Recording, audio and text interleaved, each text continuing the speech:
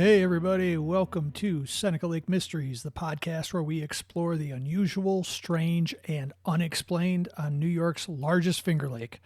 Now for this episode, I had the opportunity to speak with a very special guest, and we get into some really thought-provoking, mind-bending, mystical stuff. But first, I have a couple other things I wanted to share with you guys.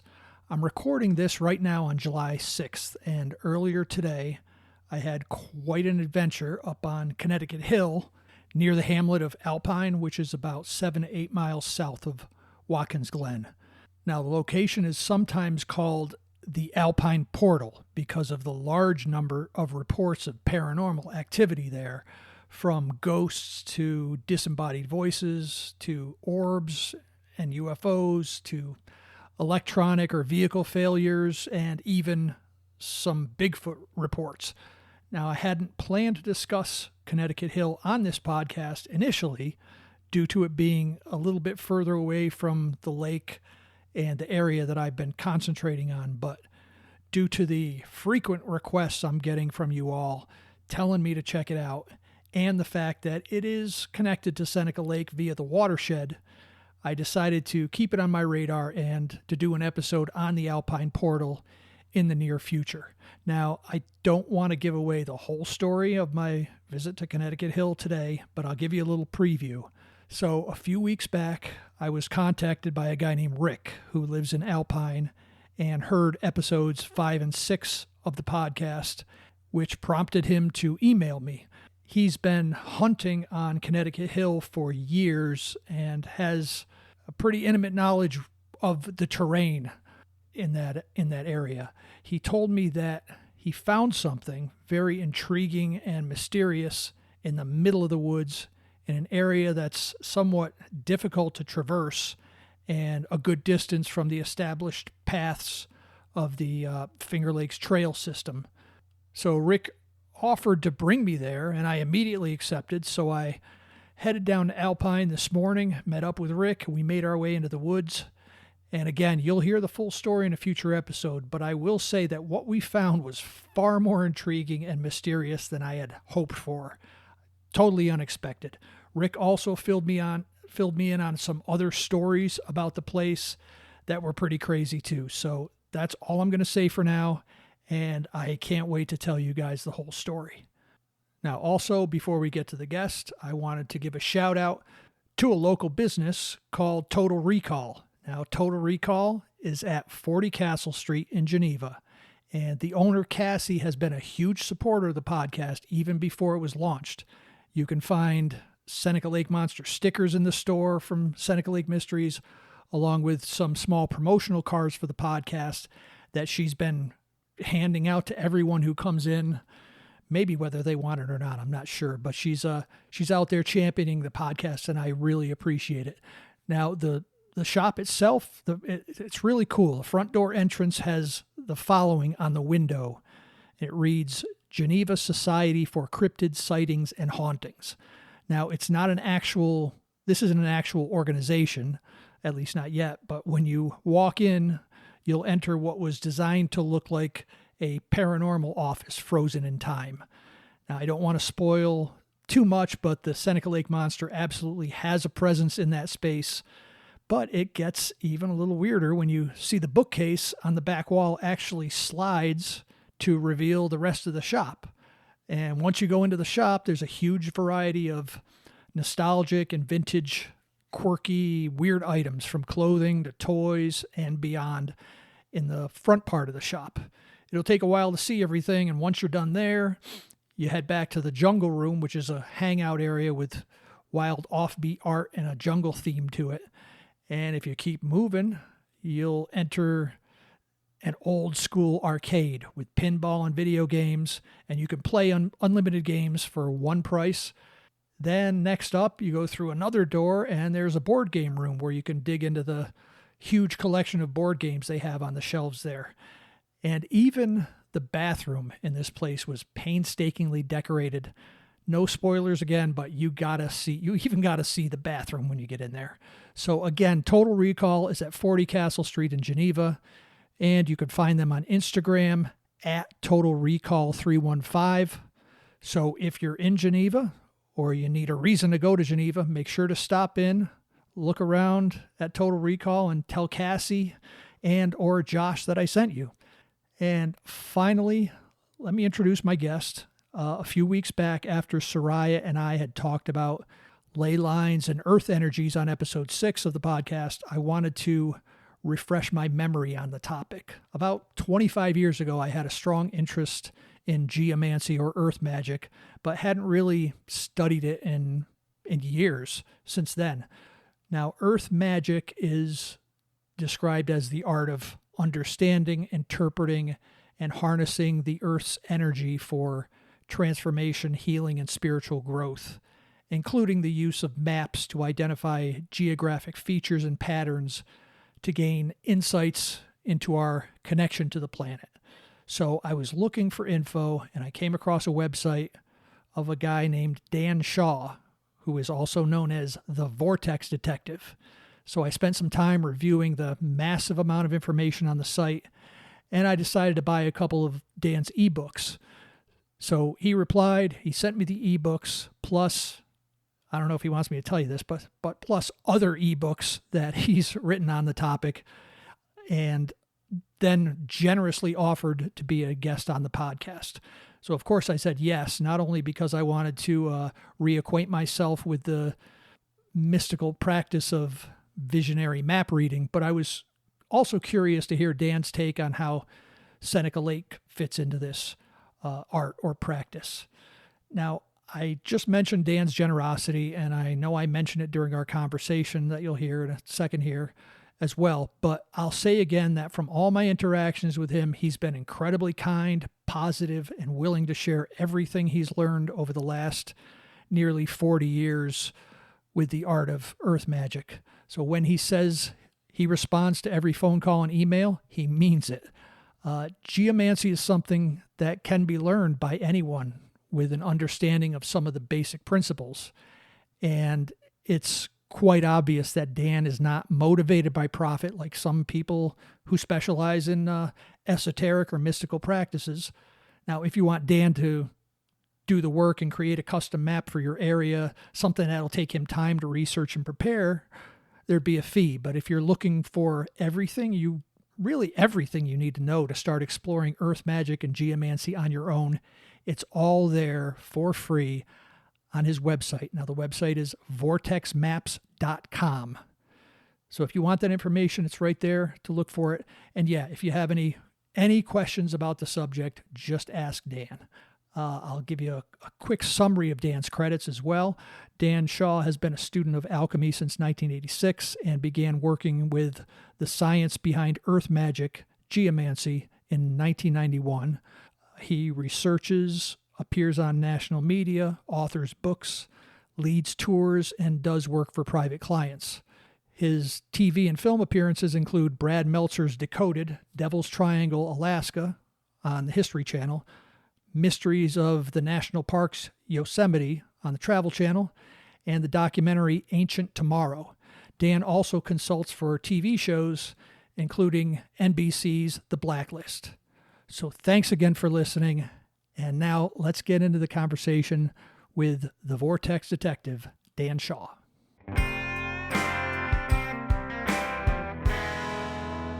All right, everyone, I'm here with the Vortex Detective, Dan Shaw. This is, we've exchanged some emails, but this is the first time we're actually talking to each other. So I'll be getting to know Dan and his work along with all of you. Dan, thanks so much for doing the show, and welcome to Seneca Lake Mysteries. Thank you very much. Thank you. All right. So let's go way back, as far back as you want to go. You're a student and a teacher of geomancy, earth magic. So I want to know your origin story. Like, how did you first become interested in these subjects? And how did this become your life's work? Sure, but you said we only had 40 minutes to an hour. In brief, I was invited to be part of a group in Austin, Texas in about 1986 And that group was guided in large part, by a channel descended master. And so I was studying ascension back in 1986 and 1987 in Austin, Texas. Mm-hmm. And so some 4 years later, so 1990, I got introduced to a map showing the Grand Tetons as the center of this circle, vast circle of 19 mountains and bodies of water, one of which included Mount Shasta. And I was in Mount Shasta at the time, and another point on that circle, Lake Tahoe. So you could pull out a map at the right size there and draw that circle yourself, knowing that put a compass of the type for drawing circles at the center of at the Grand Tetons, and you can see that each one of those mountains and bodies of water forms a nearly perfect circle of 19 points, each one largest mountain, body of water in its region. Mm-hmm. And I saw that as the landscape itself, but also the map as a powerful alchemical tool. And it happened that Dorothy Leon was the person who had created this map. She'd included it in a book where she'd written it under a pen name. I didn't know her by that name, but through just a miraculous turn of events, somebody recommended Dorothy to me after I'd been on a pilgrimage based on her map. She contacted me and asked me to publish a book she was writing. I was not prepared to do that, but I asked if I could publish her map. And so I was off publishing not just Dorothy's wheel with 19 spokes around the Grand Tetons, but also another map which is of some renown, which is called the Becker-Hagens, or the Earth Star Globe. And that shows the so-called Earth grid. That one's been around since the 80s and has been featured in a lot of books, and people are pretty well familiar with that. And I had the good fortune of being able to publish that at about the same time, the early 90s. I reprinted that, and so I was off and running in my study of geomancy, earth magic. Okay. Yeah, that's it, it prompts memories that I have when I first started learning about the subject, and I don't have as specific a memory, but I remember seeing maps and seeing um, geometric patterns overlaid on maps of the earth Uh-huh. and how they fit. I was like, what does this even mean? Like, how is this can't be just a coincidence, and this can't be just wishful thinking. Um, yeah, I- I'm just so excited. I got so many questions for you. So Well, you just jumped right to the very end, which is what is the meaning? And right. and wait till I tell you about your location there and how that just fits onto the planetary grid so beautifully. I mean, let's put off what does it mean for just a second Okay. Yes. and Yeah. go. Yeah. And let's say this: everything in creation seems to have a geometry to it, and some visionaries can recognize that geometry at the scale of the entire planet. It does appear that at the geometric points, the points which form the so-called platonic solids, the geometric solids, the icosahedron, dodecahedron, tetrahedron, octahedron, the cube, that these platonic solids, when you inscribe them in the earth, that the geometric points turn out to have certain geologic significance, or they're Hmm. marked with ancient monuments, ancient prehistoric civilizations. And so there's this Right. bizarre geometry that occurs on a planetary scale, and it's bizarre, but it's natural, and we see it in the location of the Hawaiian Islands, that right at the 19.47, which is the point where a tetrahedron would point would touch the surface of the globe in an ideal model. So we can inscribe these geometries into the earth, and it turns out to be a fantastically useful model. And it goes back to this author named Ivan Sanderson, and through some Russian researchers, and then popularized by Bill Becker and Beth Hagins, and they Mm-hmm. published this world map that folds up to a globe and shows this geometry of the icosahedron, the dodecahedron. So that's kind of the best known model. Those two geometric shapes are dual solids. They nest inside each other. One has faces where the other has points. So the icosahedron there, it's got those triangular sides, and the dodecahedron, it's got the pentagonal sides, and these just nest perfectly. And turns out your location there, there's this line that's going straight through between Seneca Lake and Cayuga Lake, Mm-hmm. if I've got that right, and it's just right dead. I mean, it is on that line. It's within miles of this global grid line. And when I say within miles, these global patterns, I want Mm-hmm. to have they when we're talking about lines, we're not talking about like a pencil thin line on a map. We're talking about this undulating spiral, perhaps, of energy.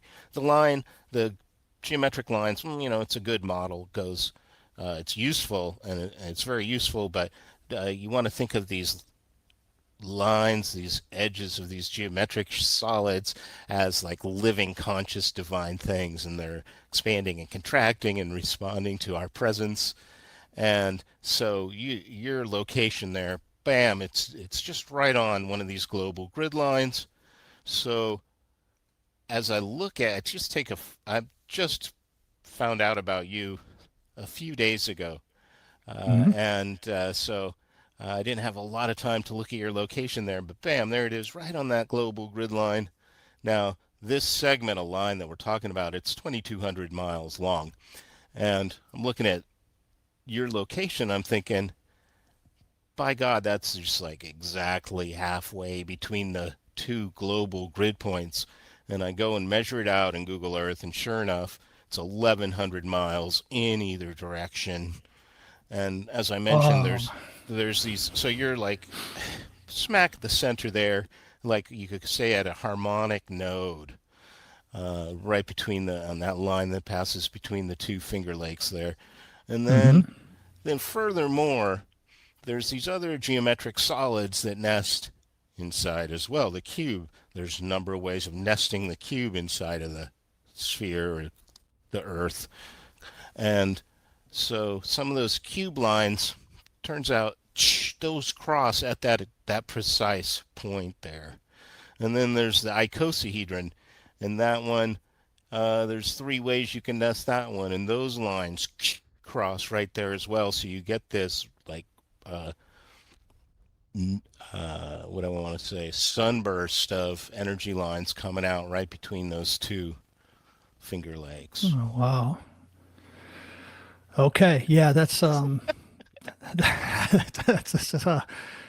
that's good stuff. I thought we were going to get to that at the end, but we're getting to it um, soon enough. Um, let me see here. So when you talk about these different there's different grids that have been mapped that people have created, ley line maps or whatever you want to call them around the world. Many of them.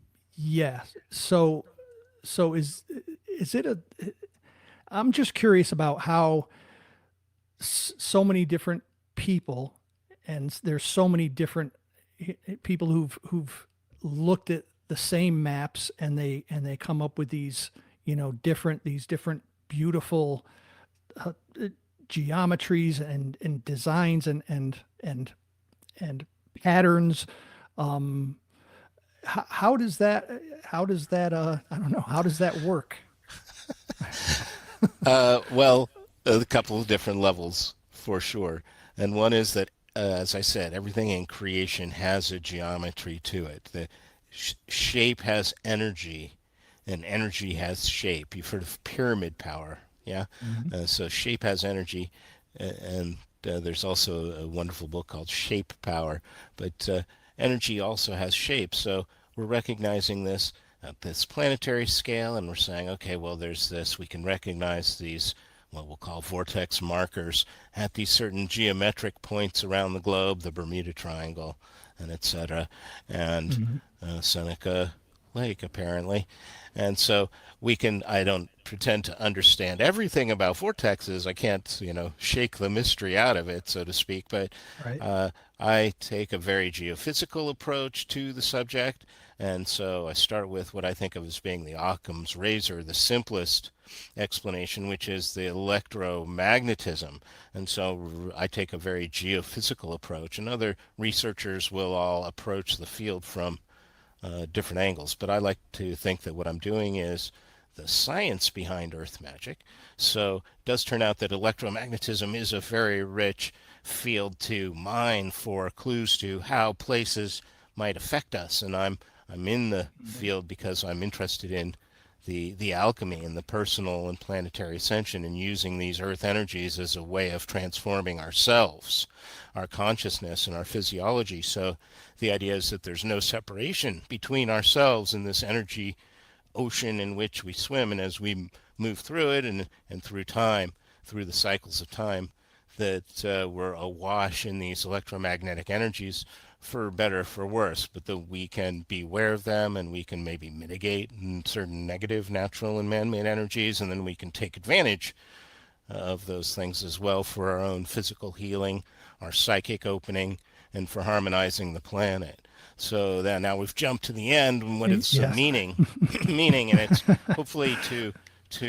understand how the universe is put together, so that we can actually use it to our benefit, so we can use it towards our ascension and our perfection. And so there's this connection, I believe, and I think I can support the premise that the places make us feel things Hmm. on a Right. on a physical level and on an energetic level, and there are places that contribute to and enhance our paranormal abilities, and our paranormal experiences might cluster around these areas, and that's your whole premise there. So I think I would 100% support your thesis there, that there's something about your place, and it's maybe it's 80% electromagnetic, or maybe it's 20% electromagnetic, because there's all these other elements of, all the way down the spectrum of energies or up the spectrum of energies to consciousness and intention and magic. Right. Yep. And yeah, just to step back a little bit, you mentioned the word vortex. Now, the word vortex in popular culture, conjures images of, a portal to another dimension, or a place where paranormal events are common. Can you take us through like the basics of what a vortex is? Sure. Well, I use the term in a pretty particular way. We've Mhm. talked about these global energy patterns, and you should know that there's almost an infinite number of different energy patterns, as many as there are researchers, more certainly. And so that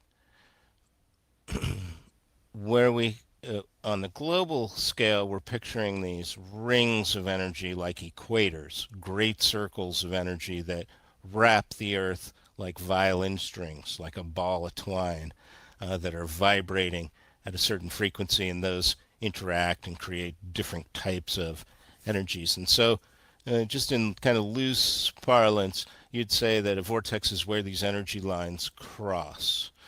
What happens when you drop two pebbles in a pond and there's these expanding ripples is that where those ripples interact, there's a kind of an interference. And there's actually two kinds of interference. There's constructive and destructive interference, where these energies come together. And so that gives you actually three different kinds of patterns there. You get the null zone, the zero, and then you get the positive number and the negative number, depending Mhm. on how those waves are interacting. So that's the acoustic model turns out to be a really useful model for understanding how the energies of place may be affecting us. There's acoustic energies, certainly, and there's seismic energies, earthquake energies, and such. And then there's the electrical energies in the atmosphere and according to our elevation. So, from my standpoint, I'm just looking at every possible contributor to the electromagnetic field in which we swim, and also all those other elements that could potentially contribute to what we've described as, supporting paranormal experience. Okay. Yeah. It's all very mind-bending stuff. Um, so, uh, so these places.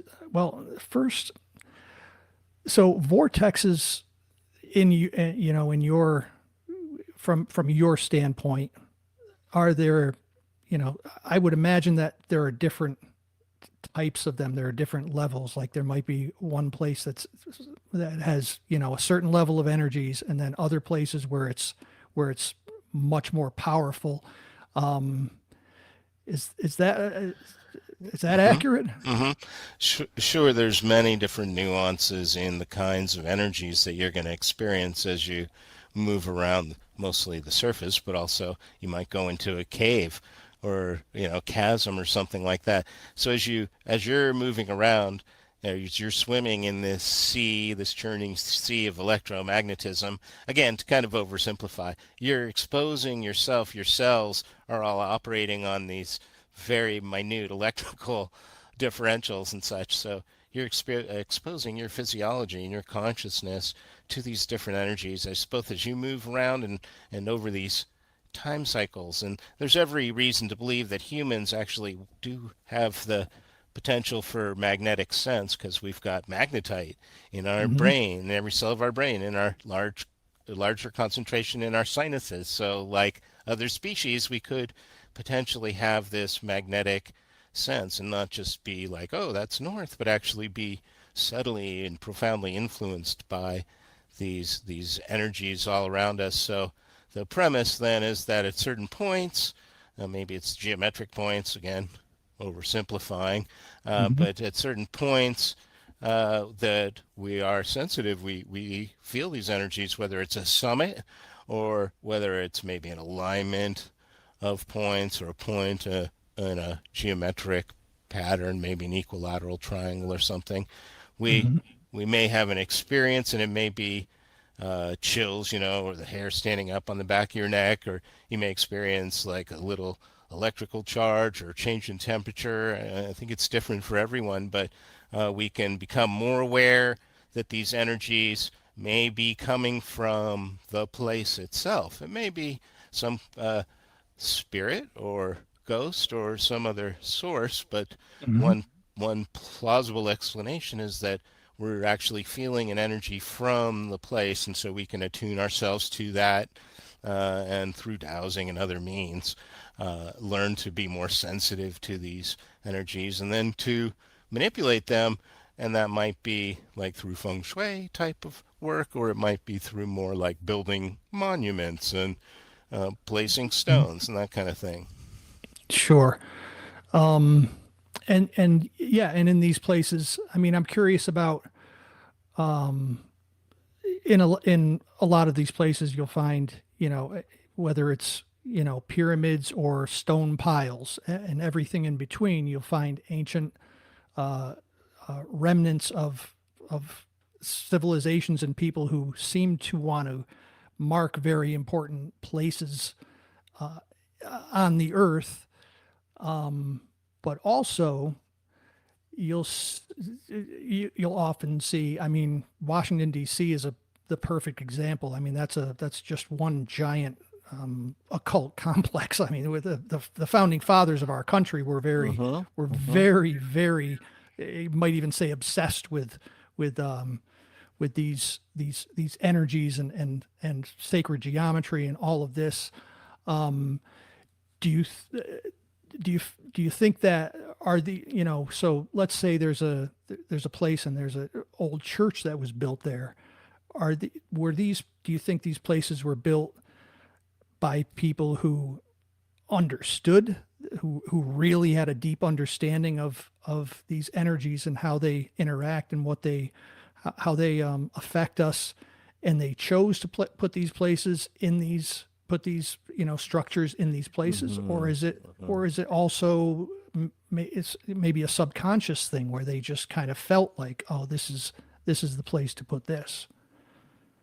I think you have to see to the proposition that there's these highly advanced ancient civilizations, and that they were advanced not only technologically but also in these you might today what we think of as esoteric arts, and the geomancy or the earth magic that the masons are using in their placement of monuments and the proportions and angles and all these things.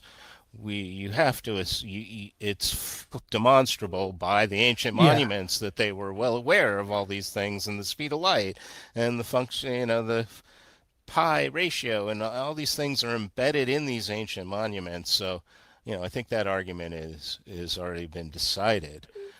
So sure. the idea is that these ancient monuments, not only were they placed at energetic locations, but they were built with energetic materials and built with an energetic geometry and built with ceremony, and that they were built to at least manipulate the energies of the place, if not also the energies of the people and consciousness around them. Hmm. So hopefully for better, but for better or worse. Oh, yeah. Sure, sure. Which kind of reminds me of when you're talking about for worse.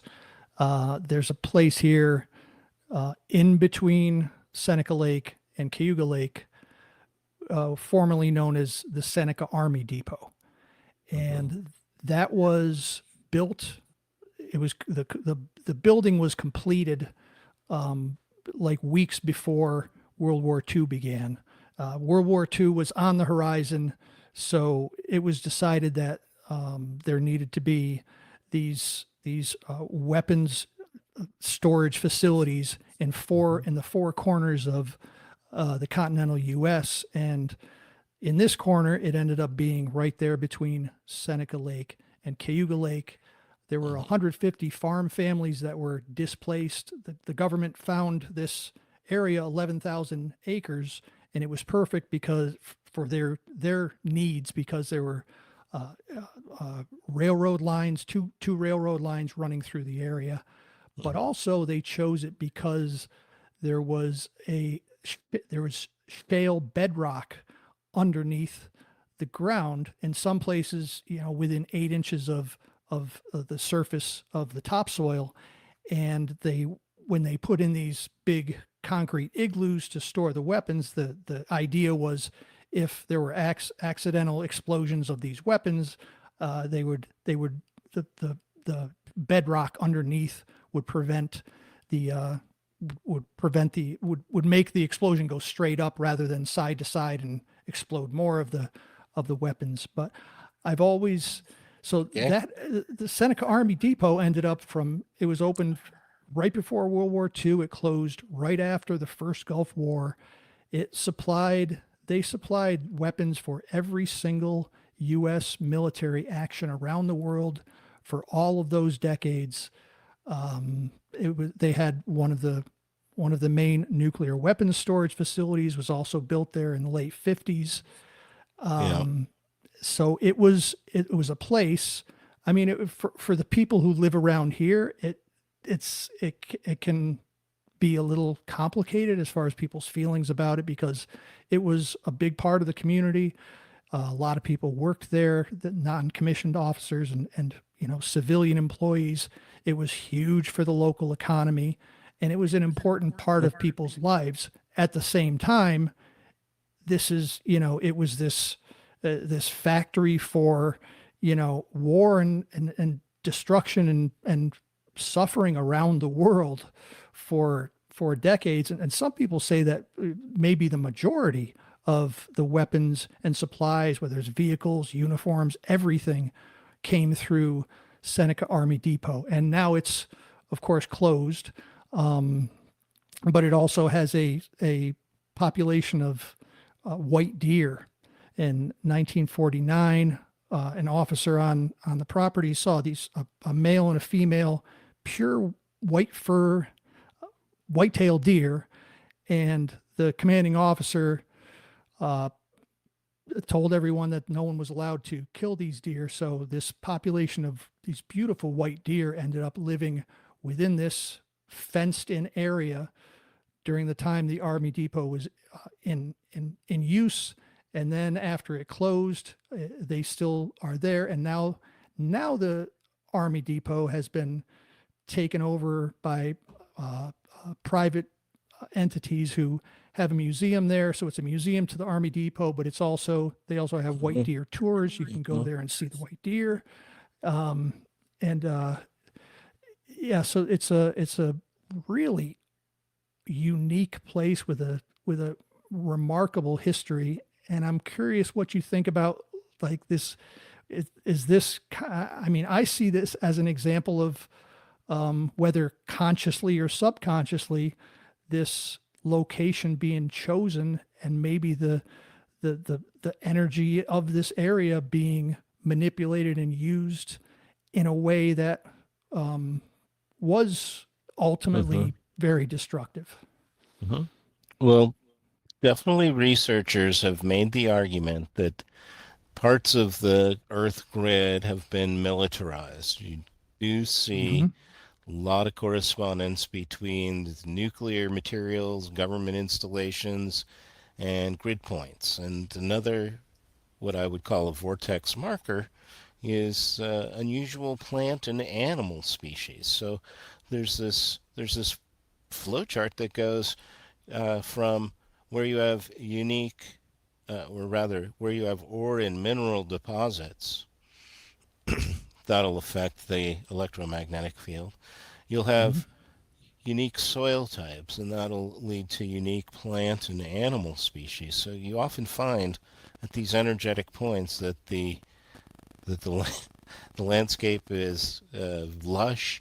The landscape has been preserved as some kind of a park, or sometimes that there's military or government bases Mm-hmm. and Yeah. nuclear materials storage and processing and such. So, Yeah. and there's a author named Bruce Cathy, who's a New Zealand pilot who wrote a Mm-hmm. number of books on this thesis that there's an intimate and an essential relationship between an Earth grid of his uh, and nuclear materials and nuclear detonations. So I'm not the first person to suggest that connection. Sure. Yep. Yeah, and yeah, like I mentioned, it's now called Deer Haven Park, and it is also. I mean, to Mm-hmm. me, it's kind of a beautiful transition. Is that now it's a wildlife preserve. You know, they're doing a lot. There's still areas that are contaminated from the depot being there for so long. They also had live ammunition Sure. training areas there, but it's it's a really beautiful and interesting turnaround to where what this place is today. And also, I Mm. I mean, also there is something very primal. I don't know how to say it. When you see one of these deer, I mean, it's not like a zoo, you know. They take you for tours through there, and you might see one, you might not. But when you see one of these deer, even though they're captive, even though you kind of expect that you're going to see them, at least for me, every time I see them, I kind of have to catch my breath. It's just something so gorgeous Mm. about these. And then of course there's so many traditions and stories and folklore around the world, spiritual traditions for all different kinds of people and through time who have white deer as a sacred animal or a Yes. sacred symbol. Yeah. Yeah. Sure. Yeah. So Um, the plants and the animals are sensitive to parts of the electromagnetic spectrum that we cannot perceive. So watching the plants and animals is a great way to actually observe the earth energies and the unseen energies. And we often find, again, not just unique plant and animal species, but that the plants are growing in particularly sometimes lush and sometimes unusual ways. So you might find Mhm. trees that are spiraling in strange ways, or they're branching out more nodes than they usually do, or it could be Mm. animals building nests in unusual ways, and you can actually see the game trails on the ground following the energy lines. Oh, right, right. Um, yeah. So, what was I going to say? Oh, so let's go. Well, actually, before we go back to that, did you happen to see the and this is, I don't know how this is connected, but did you happen to see the photo I posted on my website of these indentations that were found in the bottom of Seneca Lake? I did see those. I didn't know what to make of them at all. Yeah, that was going to be my questions. What do you make of those? Because the researchers have no idea.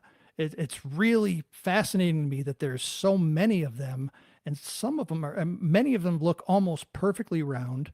One of my listeners suggested maybe they were plunge pools. Maybe at one time there were waterfalls, like multiple waterfalls falling into the area and created a bunch of plunge pools. But I don't know. I know that you have at least some background in uh, uh, Well, geology or geography. I have a degree in geography, so little Geography. background Okay. in geology, and just not nearly enough time to look at the Seneca Lakes. But from my standpoint, from how energies vary from place to place, anywhere where you've had glaciation is going to present all kinds of interesting energetic features. So the Finger Lakes themselves, as you traverse, let's say you get on a boat and you go across the lake, and you have a sense of how that feels in your body when you get out on that lake, and it's just like everything changes when you're out on that body of water, and how much of that is Yeah. attributable to just the pure electromagnetic field of being out on the water. I don't know. You be the judge.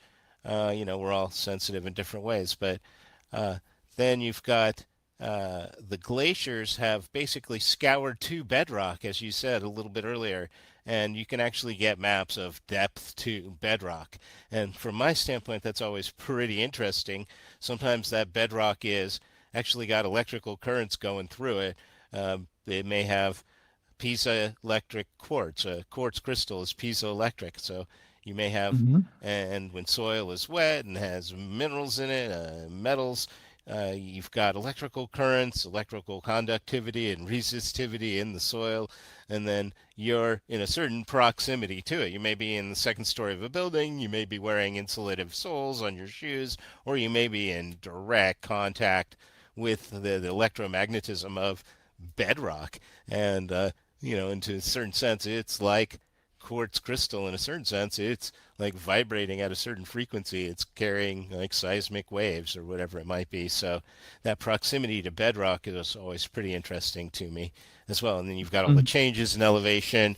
You've got the features that are left behind as the glacier is going to be carrying material. It's going to be doing the scouring. Yeah, the you've got those waterfalls and the elevational differences and all the electrical changes that come with that. So Hmm. you've got a really rich place, and each of those different kinds of places are going to stimulate, I would say, different parts of your energy body, different chakras, let's Hmm. say. And waterfalls in particular are a real rich place full of frequencies, and you can change your positioning and orientation to the sound and get different kinds of fundamental notes in the sound and different frequencies in each ear. So that's a beautiful thing. So you could hypothetically now create an itinerary where you travel around your location to different kinds of places, points, promontories, summits, to activate all your chakras. Okay. Hmm. And that yeah, I mean I've been traveling out to different spots all around the lake for years, but never with any real purpose like that. Like any there was no real goal except I want to see what this feels like. I want to go here and just enjoy the space.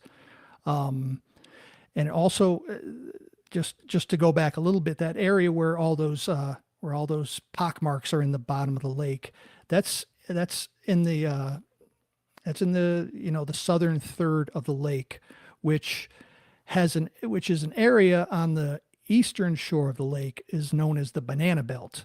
Now, Seneca Lake itself has a microclimate around it, Yep.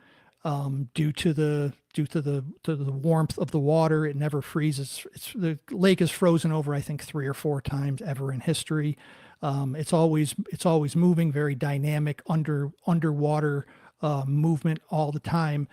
It stays, I think, at a steady 36 degrees year round.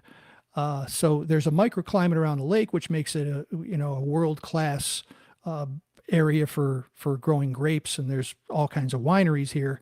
But the banana belt it has a little bit extra. It's because of its location, and because it's on the eastern side of the lake. So the when the sun is setting, when it's coming down in the western sky, when it hits that shore on the east lower part of the lake, it'll raise the temperature in that area 5 to 10 degrees, which Uh-huh. is which is really it's almost like, I mean, you can experience different weather depending on where you are around Seneca Lake. I also just found it interesting that this banana belt area, there's also a lot of um, uh, weird stories, UFO sightings, orb sightings. Seneca Lake also has tons and tons of orb sightings. I could probably do a whole website and a book just on the orb sightings in this area alone. Yep. Yep. But this microclimate also can kind of put you in a different sort of state of mind as well. Well, it does. If you think all the way through all the contributors to the electromagnetic field that we're experiencing, that we're immersed in, there's electrical ions in the air, and around those waterfalls, you're going to find an abundance of the negatively charged ions, which make you feel better. And in some Hmm. places, you'll experience more preponderance of these positively charged ions in the air. And there's research to show that that definitely contributes to people's ill health. So these subtle uh, elements in our environment, whether they're electromagnetic or something else, these are subtly and profoundly influencing us. So as we move around our environment, we can be more aware, more conscious, more intentional. We can use Hmm. these elements in our ceremonies, and we can use these places as places where we're intentionally perhaps practicing our psychic abilities. Right, right. Um, yeah. So to go back to what you were talking about, the this energy line that runs between the two lakes. Can you go into a little bit more detail on that? Like what are the other places? What is this line connected to other places? And For sure, it goes down to the Bermuda Triangle and up to the native territory up there. And what I'd like to do is to invite your listeners to send me an email. My email address, I'll answer every email. If hmm. you, when your listeners will email me at energy, ENERGY, at vortexmaps.com. Energy at vortexmaps.com. I'll send them a free ebook, and I'll include some of these maps that we've describing so that you can get a better sense of how those platonic solids inscribe into the Earth. And when you go to vortexmaps.com, you can see that Earth star globe and the Earth star North America I've been Hmm. describing. And if you can picture the Earth like a soccer ball sewn from these geometric patterns, you do find that the deep sea trenches tend to correspond with this geometry. The coastlines of continents tend to correspond with this global geometry. But that's not the only system of energy lines, those global lines. There are many more local type patterns of energy which you may be able to recognize just in your own landscape. You've done a fair amount of mapping, and if you use your maps as a kind of a mandala, as a geometric pattern to meditate on, to gaze at, you may be even able to remote view into your map. That's one way of using your map as an alchemical tool.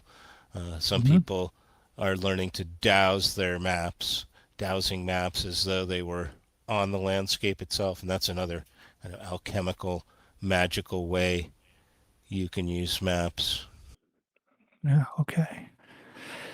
Yeah. Uh, just a couple of things. Yeah. I encourage all my listeners to go to vortexmaps.com. What really struck me, Dan, when I went to your website is you have your phone number on there and you're just inviting everyone in the world, like, call me, give me a call, ask me any questions. You're very, very forthcoming and so enthusiastic about uh about sharing what you know. And yeah, that was it's very refreshing. You weren't asking there, there's you've got some mercantile interest. You've got a few books for sale, but there's no, it's just, hey, you got any questions? Give me a call. And I find that, I find that really, really Yep. refreshing and inspiring.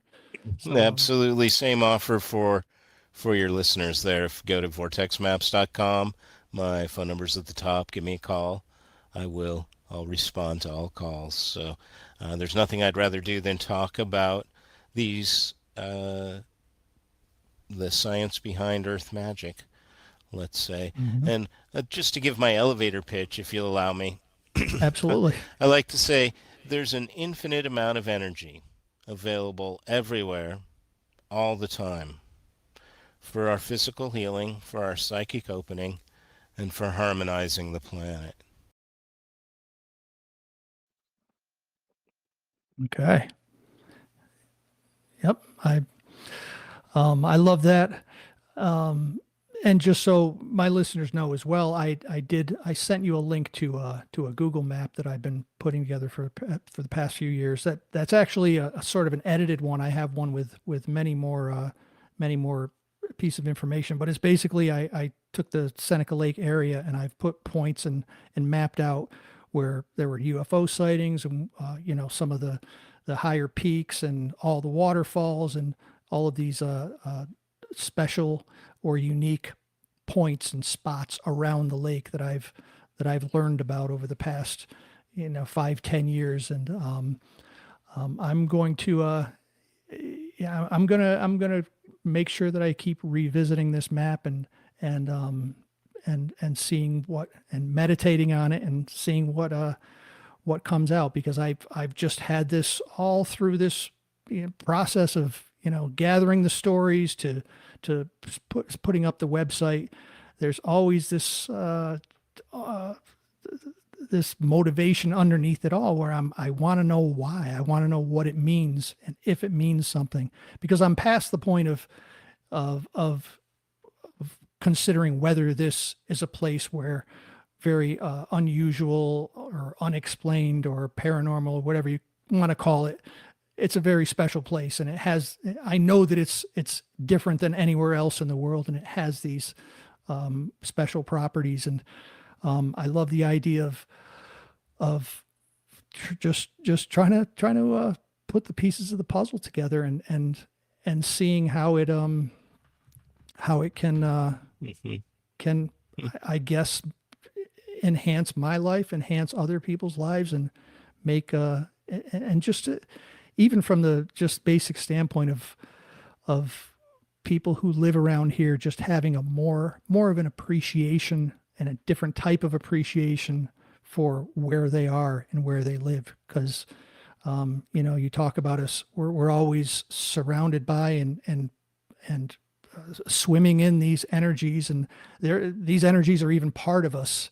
And it's so easy to go through life and not stop for a moment and wonder about that and realize that there's so much more going on than what's right in front of our eyes. And yeah, can you you mentioned a little bit about visiting sites and activating your chakras.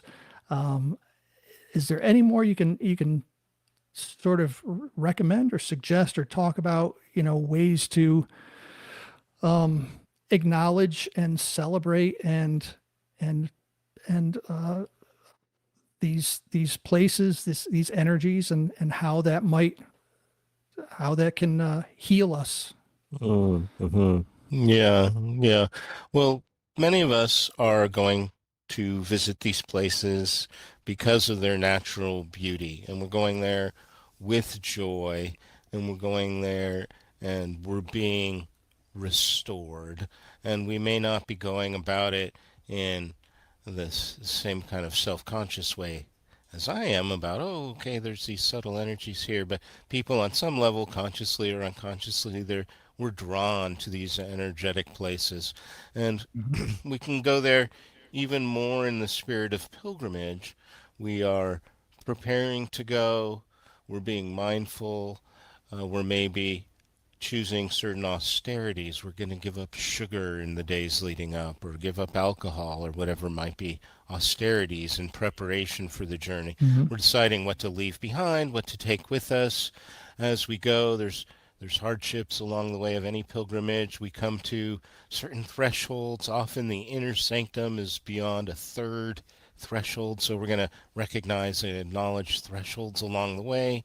We're going to recognize that we're on sacred ground. We might take off our shoes if that's appropriate.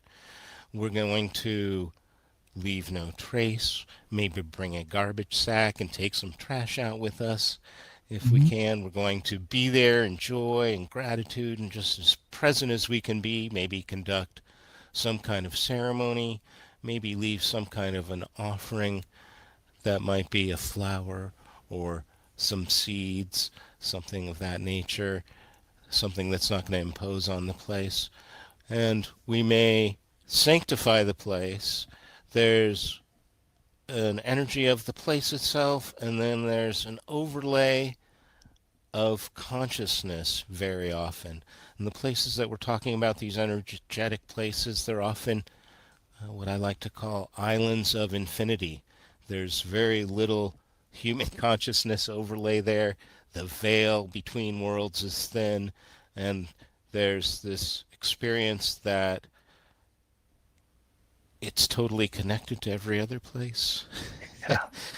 that that you're not separate from the place, that you're breathing the air of the place, that you're maybe drinking some water uh, from the place or eating some wild food if it's in abundance. You're taking something of that place with you when you go energetically, and you're returning home and you're bringing home the boon, the gift of having visited that place. And then finally, that you don't have to go to some exotic place, that same possibility and infinite energy is available to you right where you are all the time. All right. Well, I think that's a good place to wrap up here. Um, Dan, thank you so much for offering to be on the podcast, for being on the podcast, Hmm. for sharing all your knowledge and your wisdom. And this is great. I'm going to be thinking about this for a while. And why don't you, if you can, just remind my listeners one more time where they can find you and all that. Sure. Well, thank you very much for the opportunity. Again, there's nothing else I'd rather do than talk about the science behind Earth magic. And people can reach me through my website, which is Vortex maps.com, and I will answer every inquiry. So thank you very much. Thanks for what you're doing. You're very welcome. Thank you. Well, that's it for this time around. I hope you enjoyed it. Thanks so much for listening. And if you have any thoughts on any of the topics in this episode, please let me know. And remember to like and subscribe wherever you get your podcasts, and get over to SenecaLakeMysteries.com and subscribe to the email list so you don't miss anything. A new podcast comes out every month on the 7s. I'll talk to you then.